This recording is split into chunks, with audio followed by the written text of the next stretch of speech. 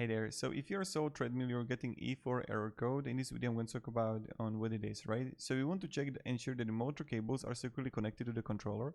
If any of the cables connectors appear loose, completely power off and unplug the treadmill before unplugging and reattaching the cables. Once all cables have been completely reattached, plug in and turn on the treadmill. So check it out, maybe it's going to fix it. And also, this person just right here for like the sole F63 is that motor should not be failing like this unless they're defective. It sounds like you need a motor controller. I suspect the running belt tension is too high, or it's on a shared electrical circuit in your home competing for power with something else. So check if it's actually competing with something else or no. And then you want the running belt as loose as possible, just tight enough it doesn't slip during normal use. Definitely best to loosen a lot, then tighten incrementally during workouts as needed. You can always tighten a belt when it slips, but you can undo damage from a tight belt. I hope it's going to be helpful, this video, what you can try to do. If not, I'm sorry. Have a great day and goodbye.